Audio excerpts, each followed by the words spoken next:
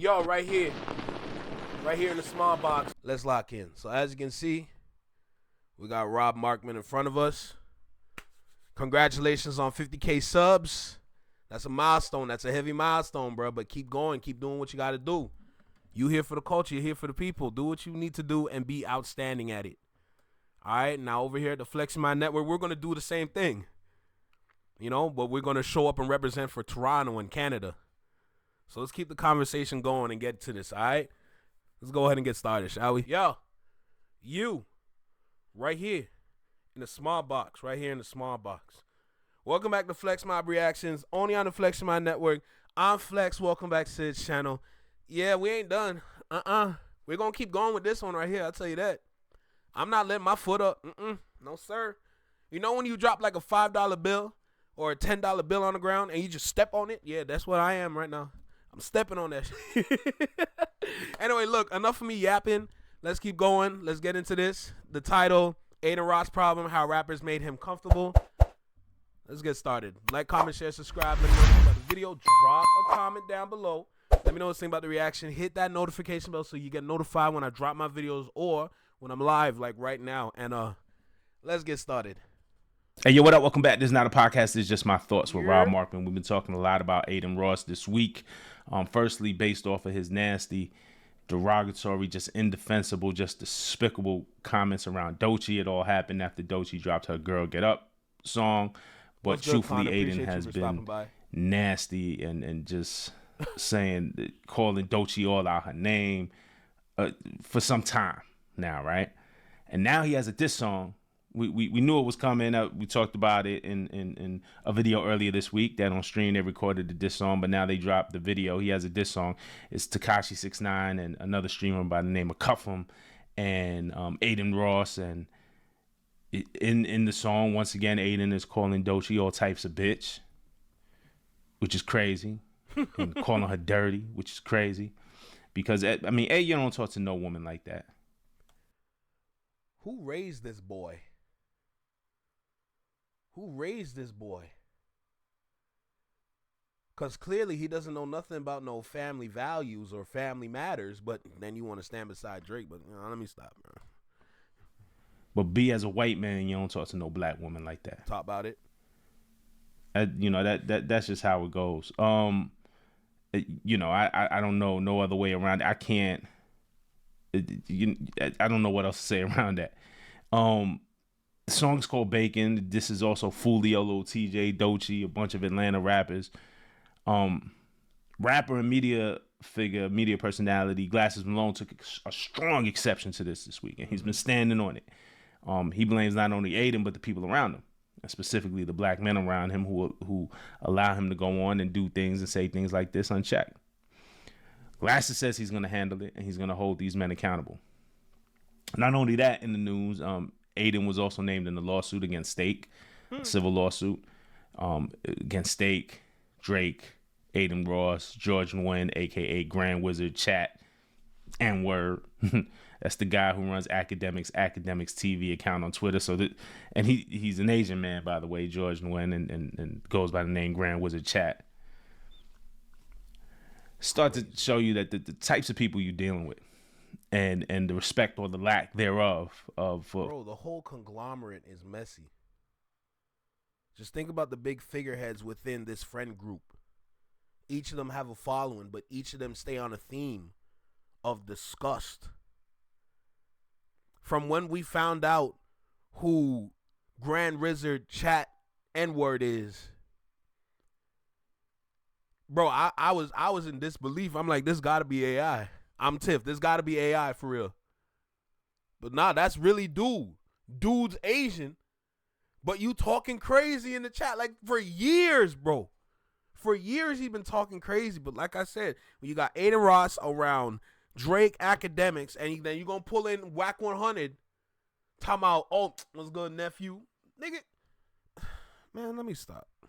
For culture, for black culture, for hip hop, for black people, for the audience.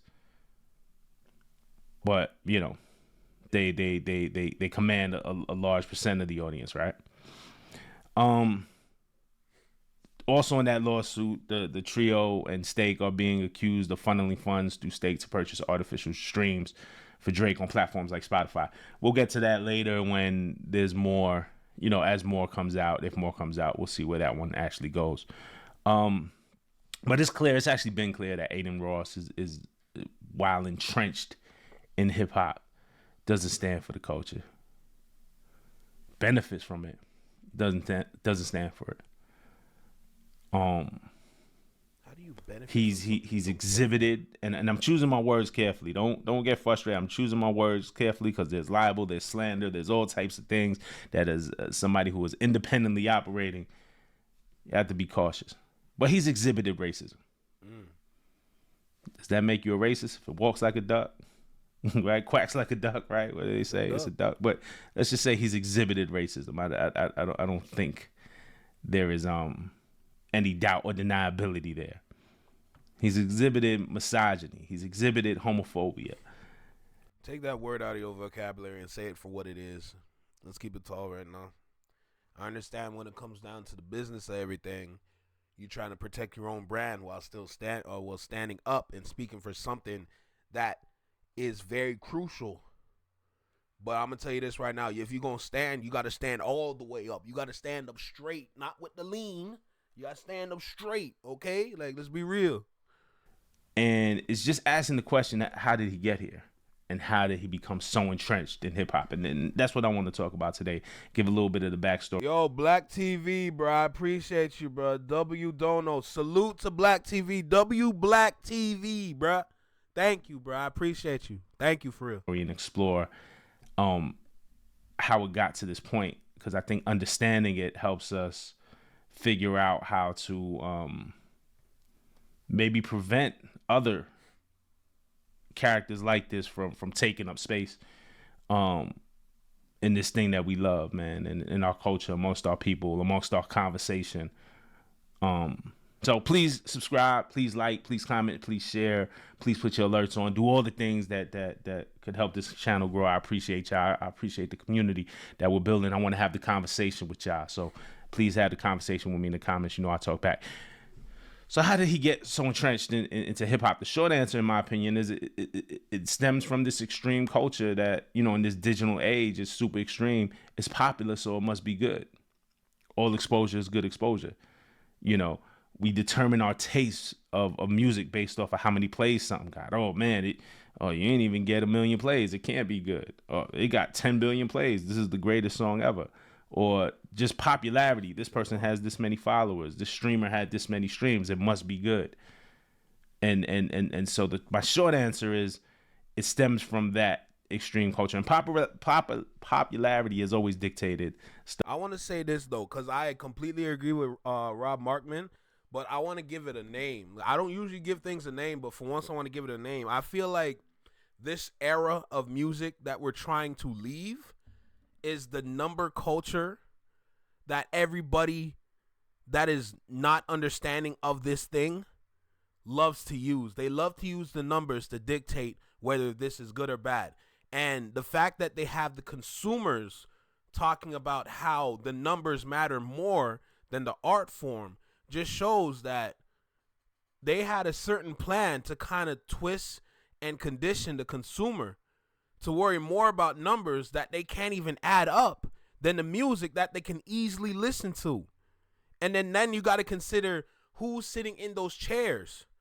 It's the same techies that we've been talking about throughout this channel in 2025. There's a lot of techies in the industry that took over for the people that were trying to be there for the music. Hey, my guy Tiptoe Joe, what's good, bro? Thank you for the $5 dono. I appreciate you, bro.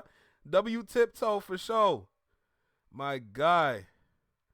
What's good, Shanice? But yes, talking about how the numbers matter more than the music, knowing that the numbers are flawed, but they still wanted to use that because the numbers were used to help maximize their revenue.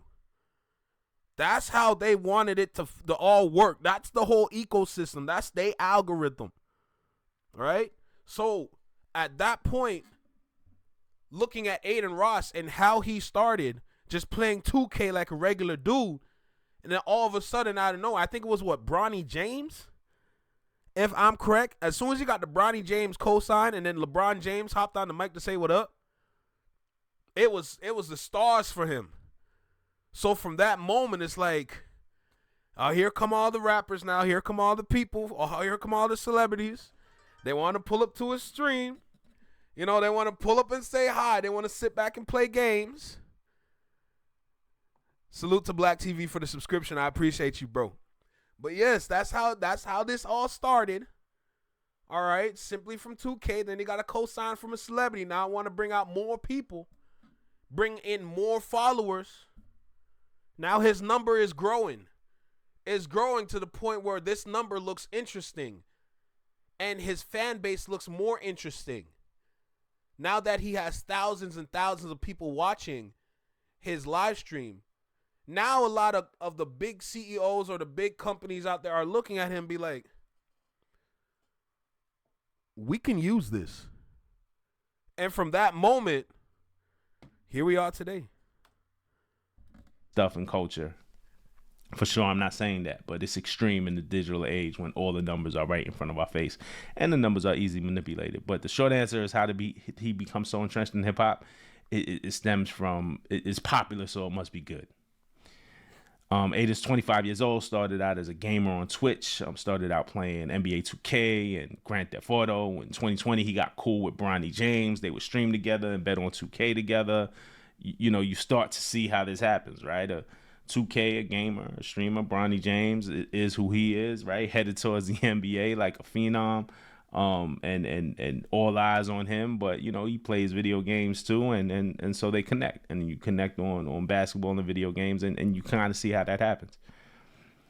As he starts getting more popular, Adin does, he starts exploring more non-video game style content. He starts linking with rappers too.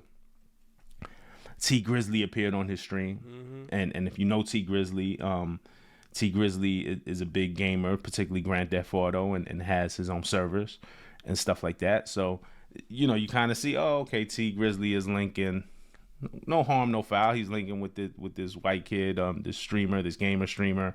What do they have in common? Well, they have GTA in common, and they have games in common, and you start to make that connection, right? From there, T Grizzly, then Lil Yachty, Lil TJ, Ian Dior, 24K Gold, and Sheck West. Then he gets into a back and forth with Polo G. And this is all around 2020, pandemic time. We're going to talk about why that's significant. Gets into a back and forth with Polo G after trolling him on IG, calling him fine. It was like, oh, Polo G is so fine. And Polo G responds like, yo, cut that shit out, man. Like, da-da-da. Adin would do a lot of what they call sus content, where he would act gay in front of his guests as a joke, I guess, but just troll shit, but just shit that's entrenched in homophobia and it's pretty like immature. And that's the video game culture, though. Like, video game culture at its core, it's a lot of trolling. If you want to say that he's being a little suspect, absolutely, because that's part of the troll. You're joking, you're kidding, but you're pushing the boundary, right? With the case with Doechii, though, you're already way past the boundaries. At this point, you in the forest. Them wolves can get you now. Like, they were jokes and freestyles, and he would just like freestyle, like, again, acting gay, pretending to be gay, to get a laugh, to make guests uncomfortable, things of that nature. And his audience would eat it up. Why? Because if he's 20 at the time, 21, they're younger than him. So they might be 14, 13, 15, 16. You know what I'm saying? It wasn't mainstream media. There wasn't a ton of backlash towards it because the adults weren't paying attention, right? But then you watch how this thing grows and it festers, right? Because popularity, the thing that makes you popular, is like, okay, how do I push the envelope even more? Not that I know you're not calling me a clown, but rage baiting too. But overall, it's all under the umbrella of trolling. But okay, was bad enough. But it's like, oh, okay, if I keep pushing the envelope with these jokes or how to offend people or how to be edgy, you know, I grow even more popularity. And this is all around 2020-ish, right? Pandemic, lockdown, everything is remote. folks are at home looking for stuff to do, looking for ways to engage. Traditional media is suffering.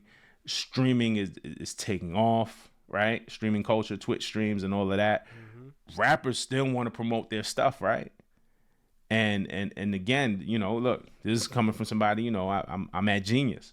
We were doing like Zoom interviews. It took a while to figure out, but you know, it was like, all right, how do we still do shoots? How do we still talk to artists and stuff like that? And at the same time, artists are looking for ways, even outside of their publicists, of, oh, hey, okay, streams. Like, I'm on streaming anyway playing games, so now I'm just linking with these. It's all love over here, Mind. I appreciate the comment regardless, but you did have a point. It's definitely rage baiting, but overall, it's still under the umbrella of trolling. But we appreciate the comment.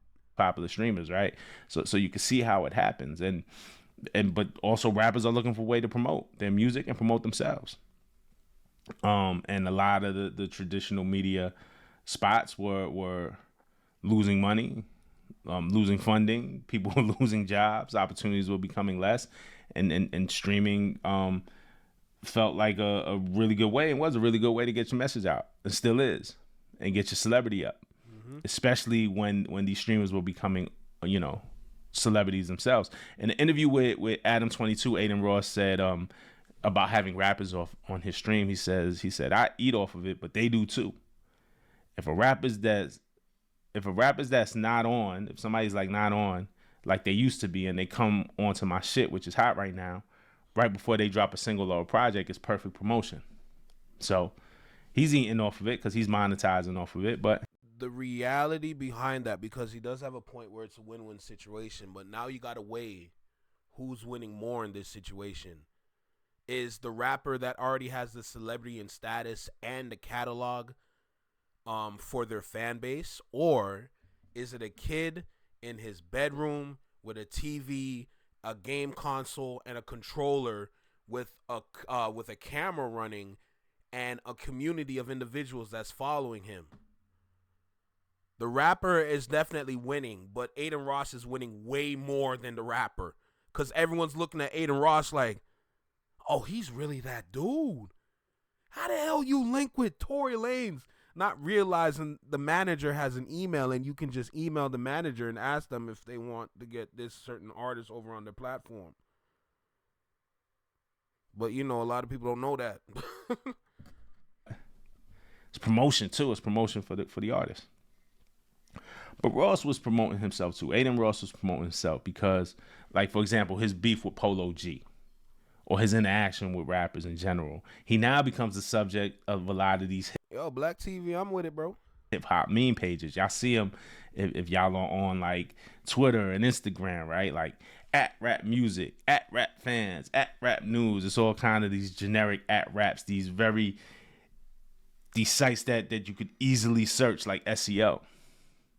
I'm just making them up. I think at rapmusic is a new one. I'm sure they're all real. Hey, can one of my mods send a Discord link to the chat, please and thank you? I would greatly appreciate that.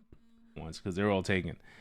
And you find out so many of those sites aren't run by black people, aren't run by people who give a damn about hip hop or hip hop culture, or it's a lick for a lot. So now you're seeing it become a lick for a lot of people. But a lot of those sites and other sites that we know start covering him, and it grows his celebrity. These posts start to make him a bigger deal, even outside of the audience that he's created. He starts to look like someone who's really entrenched in hip hop. Who is this white kid with that all these rappers are fucking with? And I'm not even saying it's T Grizzly's fault. I'm not saying it's Polo G's fault. I don't think anybody is getting with him, especially in the beginning, and seeing 5 years down the road what this will become. Everybody lit. Give me a sec. You know, it starts with, man, this white gamer dude who's cool with Bronny and sometimes says gay jokes, but it seems harmless, and he's popping and his numbers is up, so let's collaborate and see where it goes. And then it's like, oh, that stream went viral. Okay, let's do another one. Oh shit, let me call my man who also rap. And it starts growing into this thing. He starts leaving. I appreciate you, Tiny. Thank you. The gamer culture and became something bigger. He's streaming with Trump. At this point, he's streaming with Donald Trump while Trump is campaigning. That's where his little career has gotten him. to the point where he can do this. Think about it. Think about his background, his belief. Okay, think about the belief. It's that 3-letter word that I'm afraid to say, but y'all understand. So, but think about the background, think about the belief. Consider the skin color, because reality is going to set in and they would rather prefer this than that. I mean, look at Adin Ross and look at Kai Cenat, but you know, that's another conversation for another day. But look at everything stacking up. He has the numbers. He has all the people following him. All right? Like, let's be real. Who was this? What was it, 80? I think it was 80. I appreciate you for a subscription. Thank you. But all the numbers stack up in his favor to the point where Donald Trump wants to connect with a new demographic, because the reality is Adin Ross has built a demographic of the younger generation that might have moms and dads. Listen, my point is Donald Trump went on a stream for a reason. Everything aligned for him, and he said, yeah, let's do it. And there he is. That's the elevation that Adin Ross has been through this whole time. But the fact that he got this done, crazy. He's back and forth with Kanye with that whole thing turned nasty and anti-Semitic. Adin Ross is Jewish, by the way. He tells you that he's Jewish. He told Glasses, I'm not white, I'm Jewish. Which is problematic in the whole other. Yo, we got my guy Ron in the chat, bro. What's popping? Way on some you can't touch me type shit. Nah, this just ain't regular white shit. This is Jew shit. You can't touch me. Also playing into an anti-Semitic stereotype while being Jewish. Crazy. But he gets into a back and forth with Kanye, which turned really nasty. And obviously Kanye has made his comments and since apologized. I don't even know where Kanye is right now. I don't want to get into it. He seemingly, I mean, it was reported, I guess it happened. They said it happened, but he paid Playboy Cardi $2 million. So Cardi can appear on his stream. And I think Cardi appeared for just a couple of minutes and bounced. That made big news. He streamed with Young Thug. He streams with Drake.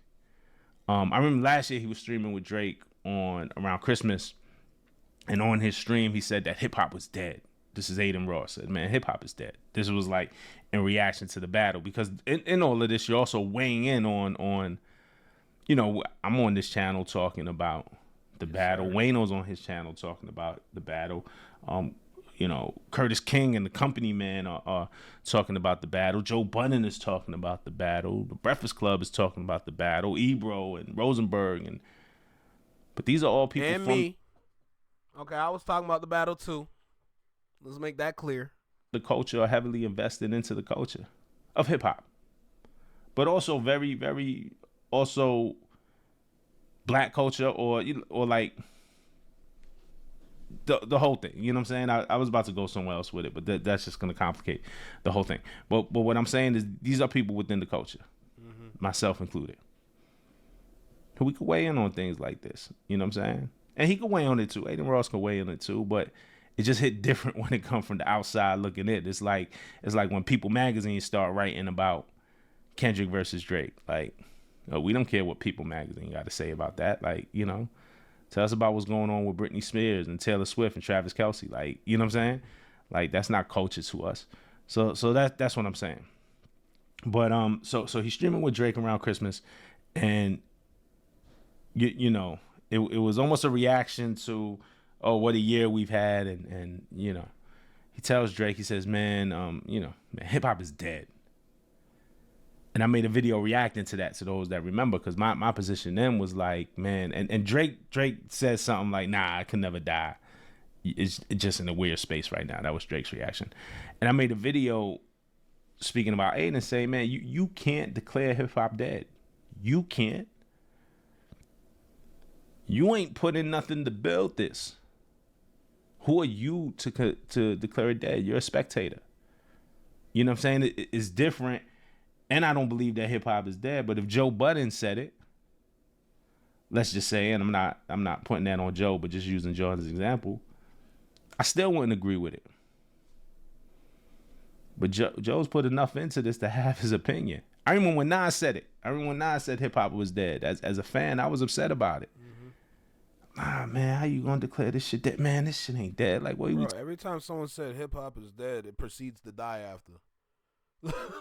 You ever notice that when Nas said it, and then we got into the 2010s, and we got LMFAO as the hot new artists that are out, you know? Kendrick said it again, then the whole like ecosystem of the industry proceeds to crumble, and everybody is struggling and trying to figure out what to do, how to fix this, how to put everything back together. Bro, every time someone said that hip hop is dead, it proceeds to die and then get rebuilt. Like, it's crazy, man. Talking about, man, I love hip hop so much, man. Yo, it's so much great shit in hip hop, and Nas made an album called Hip Hop's Dead, and I remember being upset. But at the same time, that's Nas. Nas could have that opinion. You know what I'm saying? Even if I disagree with it, Nas can have that opinion because he has put so much into this to contribute to it. That's his opinion. And a lot of people didn't like it. It was a huge back and forth when Nas dropped the Hip Hop Is Dead album. But I'm going off on the tangent. My thing was, Adin Ross can't say that. Who are you to have that opinion?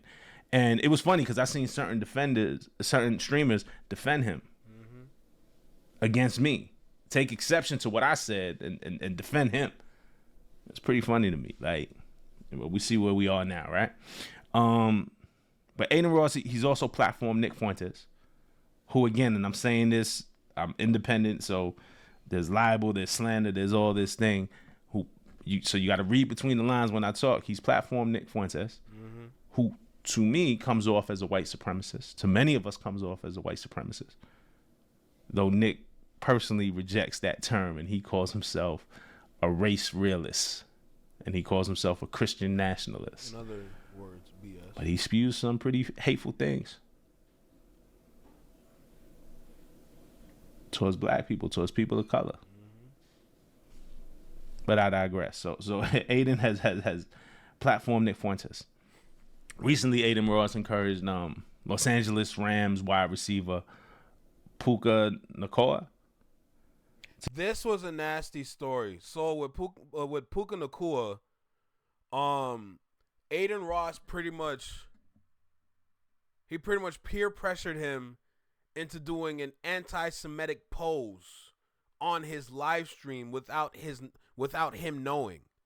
He thought it was just something funny that they do as like streamers, but Adin Ross like kind of peer pressured him into doing it, and the repercussions is crazy. The repercussions of that is crazy, all because he didn't know. Now he got to consider if he ever want to go on another live stream again. He probably won't. It's ridiculous. To do a dance on the stream that included these anti-Semitic tropes. The rubbing of the hand, you know, the whole greedy Jew trope. You know what I'm saying? Like and like spin a dreidel instead of a football type shit. Like basically like encourage Puka Nacua to do this. He didn't know what it was. It was something that I didn't like. Who thinks about that? Like I don't even think in those terms. Like when I looked at it, I was like, oh, I see it now. But encouraged him to do it. Puka Nacua didn't know what it was, and then realized after the backlash and apologized to it. If you look at the Bacon video, and trust me, you don't have to. I'm not suggesting you do, but Ross does a similar dance in the Bacon video. Crazy. That's the diss song he did with Tekashi that I mentioned earlier. So now he's entrenched and just feeling really comfortable, right? Kai Cenat once said that Ross's manager, who was a white man, repeatedly called Kai the N-word during a private phone call.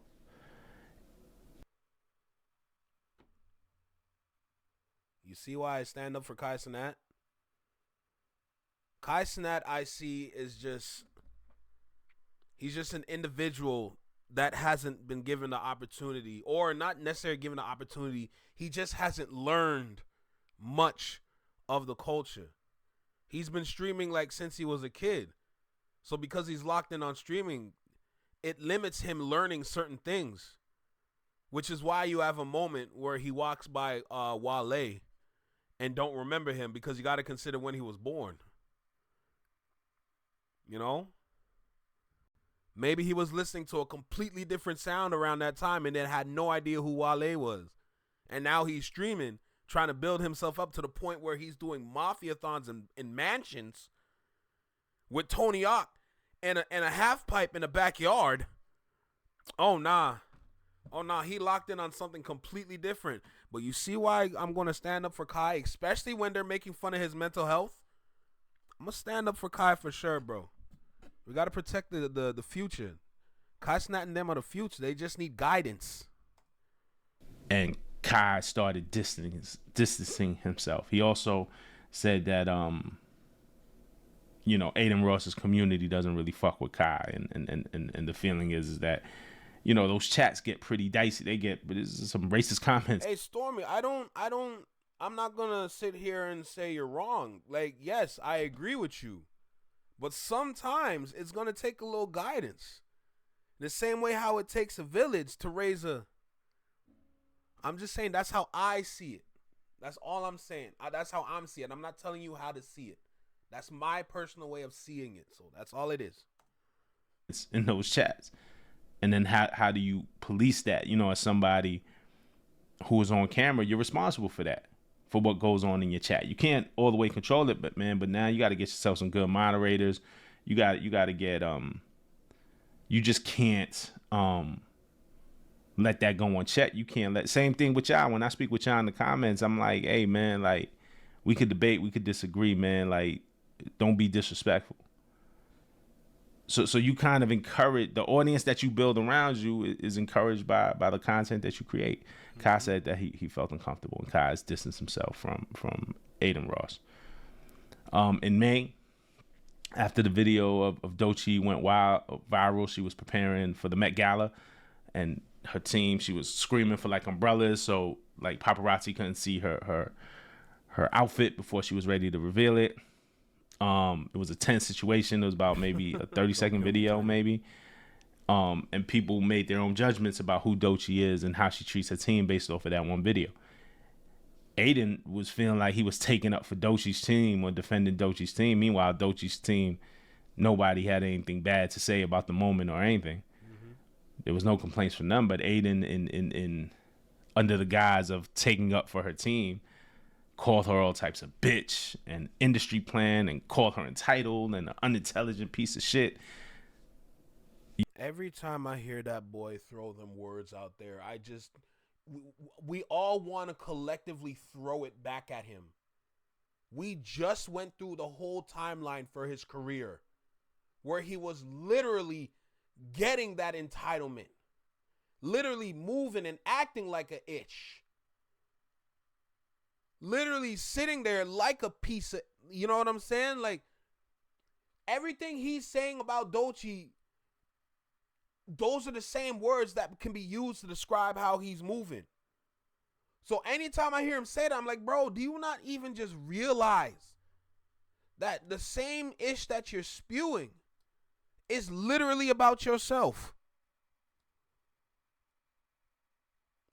We literally just went through the timeline. The amount of people that pulled up to a stream all because of just one encounter. That one encounter with not even LeBron James. LeBron James was on the mic. You didn't even see LeBron. But that one encounter with LeBron James' son, Bronny James, has started his trajectory to get all the way up to the point to have Donald Trump, dude, running for president on your stream? Bro. You know what I'm saying? So this was back in May. So this has been building. And it's just been nasty for some time. Now, Doechii dropped Girl Get Up. And she addressed being called an industry plant with the lyric. She says, all that industry plant shit whack. I see it on the blogs. I see you in the chats. Mm-hmm. You suck every rap from the back. But what's the agenda when the it girl black? Y'all can't fathom that I worked this hard. And y'all can't fathom that I earned this chart. And y'all can't stand my vibe because I'm anointed. All y'all evil ass hoes just annoying. She didn't mention Adin by name. Nope. Seemed like a blanket statement to me. Like it did. Honestly, when I wasn't even thinking about him when I first heard it. We did that first video. Me neither. I did not think about him at all. I just think about all the other platforms I was hating on him for no reason. And then let's not forget Rory with the nonsense he was talking about in late 2025 about black women. Talking about I'm joking, I'm trolling. Oh, you another one too. Video, I could have been oblivious. I didn't even think Adin Ross because you see the industry plant charges against Doechii all the time now. Right? But Adin took personal offense. She didn't mention his name, but he took personal offense. So this is what she said, kind of a blanket statement. And in response to that, he says, that dumb bitch, that fucking bodied fucking bitch, that fucking stupid smelly whore. We'll talk about Dochi later on, but that bitch, why is she even rapping about me? Like that lyric didn't warrant that response. And again, I said you don't talk to no woman like. All right, Tiny, have a great night. Take care. Sleep well. I hope you wake up with a nice bright sunshine on your face and nothing but positivity in your heart. Sweet dreams. That. But as a white man, you don't talk to a black woman like that. Exactly. This shit is crazy. We talked about it earlier this week, man. So how did he get this comfortable? Because all the rappers who fuck with him, who stand next to him, who co-sign him because of his popularity. Because you think you're going to get more famous, more streams, more endorsements, more whatever standing next to him. Because all the people who fuck with him and co-sign his bullshit, it's kind of like what Glasses says. And y'all stand next to him, but y'all don't check him. And y'all let the shit go on. But what you're doing also is you're lending. He was already popular, right? Like, we're not talking about popularity. There's a bunch of people who follow his shit. And there's a bunch of pieces of shit out there who follow that shit and are entertained by it. Mm-hmm. But what we have and what he's being lent now is the cultural richness, the cultural cachet, which you can't put a number on, man, but it is so valuable. Because he could just be popular in his space and we not give a fuck. Like, you know, Nick Fuentes is a piece of shit. Man, I don't give a fuck. We're not standing next to him. Nobody's stamping or co-signing that guy from our culture. So he's just going to remain a piece of shit over there. You know what I'm saying? But by standing next to him, every little bit, every little thing is he's like collecting infinity stones of cultural cachet. You know, it's this culture though. And why do we do it? Oh, because he has a lot of streams. It must be good. The songs has a lot of plays. It must be good. And now he's making rap songs with Tekashi 6ix9ine. Here's the lyrics. Like the lyrics from the Bacon song. He says, fuck that, you know I'm a Jew. Beef with me, you know I'm a Sue. Cease and desist, he ain't know what to do. These German bitches want to fuck a Jew. Fuck Doechii, dirty bitch buying her views. It's all bad, bro. Like it's all. First of all, as a Jewish guy, like playing in on those stereotypes. Like you just an equal opportunity piece of shit. You won't even stand up for your peoples. You was ready to bow down to Kanye West for an interview when Kanye was dissing Jewish people and saying all this derogatory shit. You don't stand for nothing. You don't even stand for your own people. You know what I'm saying? Like in a positive way. But also saying the quiet part out loud. Also saying the truth about himself. Because when Glasses, he said, yeah, I'm going to call the cops. Quick. No accountability. Nah, I'm going to call the cops. I believe he was Sue. I believe, you know what I'm saying? So that now you playing into those stereotypes, but it's some real piece of shit. I mean, when you have your best friend as Aubrey go ahead and sue the culture, I wouldn't be surprised if he gonna do the same in his own kind of way. Talking about defamation, like that case ever works. And you know, as it pertains to Doechii, dirty bitch buying her views. Like, yo, are you serious? And then on the song Tekashi is dissing Dirt. They're dissing Lil TJ, and at the end of the video, takes a shot at Atlanta rappers. So you know how I go with hip hop though, but it's like, man, you on the song with Tekashi now. Now you might gotta inherit all of his beef too. Yo, what's good? FDE reacts. Hey, bro, I'm not gonna I'm not gonna disagree with you, but man, something gotta happen because it's getting a little ridiculous. What about Method Man when he was talking ish to Wendy Williams? Why we didn't stand up for her? And I know exactly what you're talking about because that was a story. But you know what it is when it comes to Wendy? And I'm not trying to diss Wendy in any kind of way because the condition that she's in right now is just it's just hard to even just read that paper, but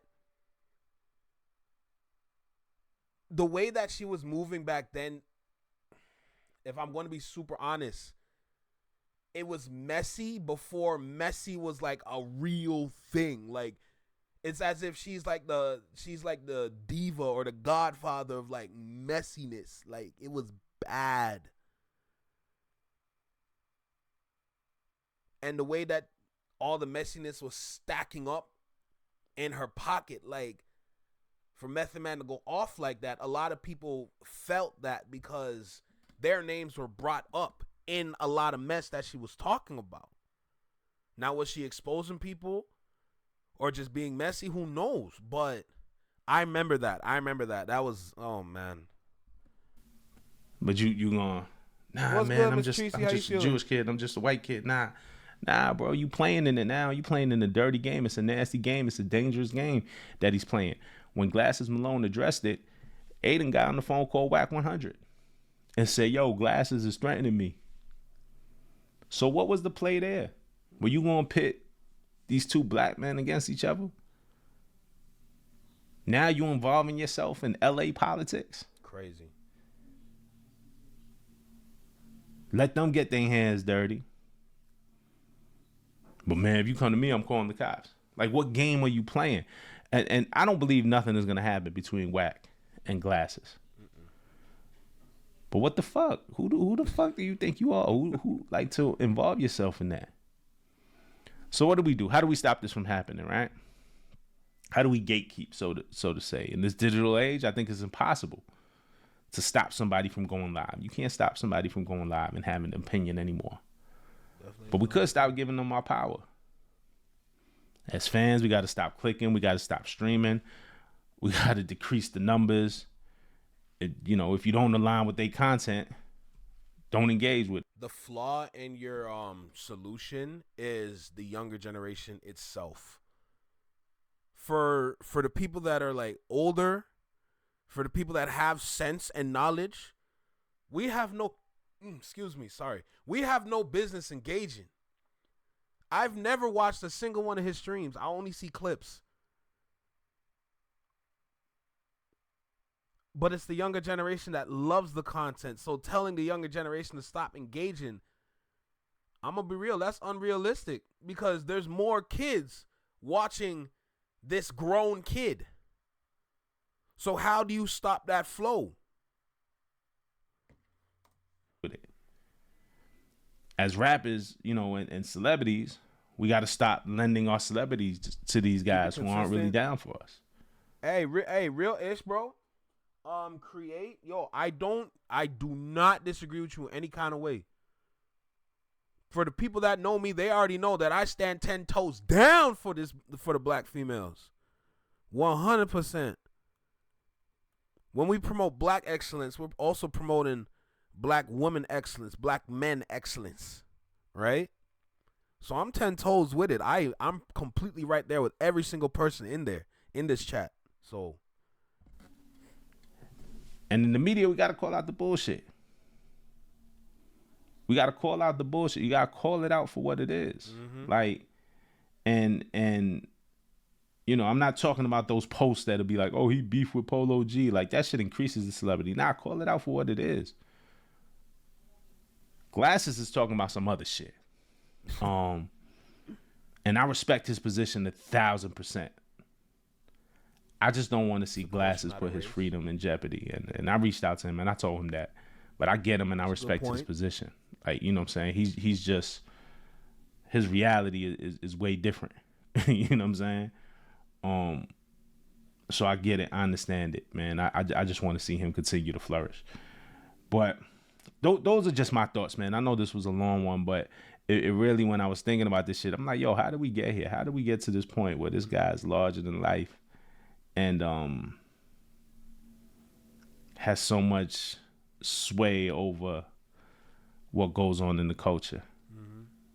Or thinks he has so much sway, or thinks he has a position. But okay, all right, if we're going to stand on business, let's be real for a second.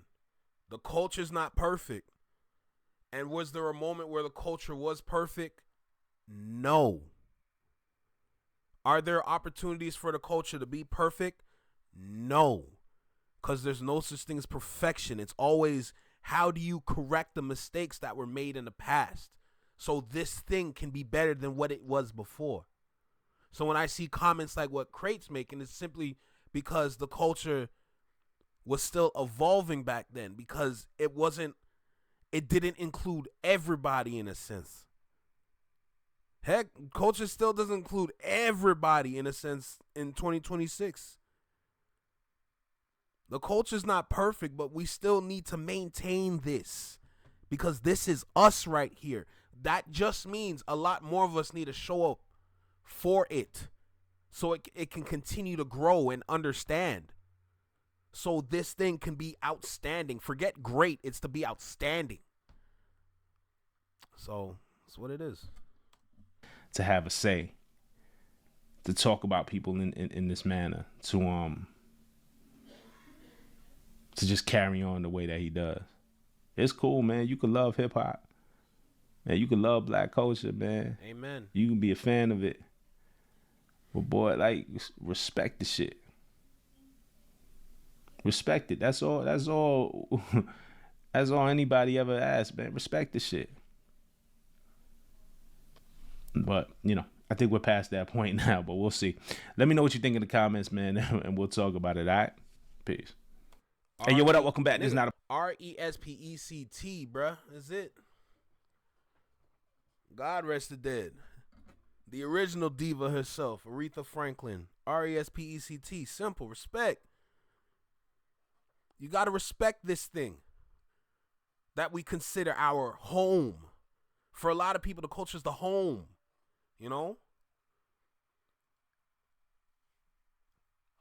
I'm kind of glad I watched this video, I'm not going to lie, because to see the steps that were taken, that this individual was walking, now I can understand it better. Now, for the people that were on those steps along the way to his ascension, those individuals need to learn that, yes, you might have went over to this place to get a bag or to sell something so you can get a bag that way. At what cost? All the artists that we've heard that was on the platform, where are they today? Where are those artists? I don't see T Grizzly drop that much, if I'm going to be real. I heard he was doing some business on the side now, so he's kind of stepping away from music for a little bit. But from all the artists that were there, where did that cosign go? Where did it take you? Did it help you ascend to where you wanted to go? And the answer is obviously no. So at that point, at what cost? Was that worth it? There's ways to market yourself. Trust me. I know. I've done a lot of marketing, okay? From when I graduated from my program, I've done a lot of marketing to help people out there. So I already have my resume. Right? I have my work resume and then I have my side hustle resume. I got two of them. All right? So I've been stacking my own chips. The marketing is definitely possible to push certain artists to success and make them be a household name in a certain way, you know? But to just simply hop on this kid's stream, not realizing y'all are fueling this kid's clout to be a trolling, rage baiting, clout kind of chaser. Look what kind of superpowers you gave him. Now look what he's saying about black women. Is that ever right? That's not right. Y'all gave y'all powers to the wrong kid. Now look at him. 25 years old and he think he tough. He's not tough. Kid's not tough at all, bro. What's good, Allison? Fades for the uneducated, get money, build something. It's just, that's what happens when you're not taking care of your own. Y'all go over here, cross this bridge, and I'm not trying to make it about race. I'm just looking at this kid and the individuals that went over there to give him that kind of energy to be this today. I'm not dealing with no race-ish, bro. I'm just looking at what this is. Raw. Like, literally. You know? So, like I said, I'm glad I watched the video. It's a better understanding of Adin Ross and how he got to where he is today. But the real question is not necessarily how we get him out of here. It's just like, how do we get him to stop doing what he do? Because with the things he's saying, it's like he's getting monetized. Everything he's saying is like a viral moment. And like when he talked down on Doechii, that ish goes around the world like 7 times over. Why? At that point, you got to consider what the algorithms are looking for, what the algorithms like. It can be an algorithmic problem too. A lot of people don't consider that as well. You know? But it is what it is. W video by Rob Markman for sure. One of the greats in the game, so yeah, I agree that some words are bad, but women get called bitches all day, every day, but Adin is the bad guy. It's selective outrage.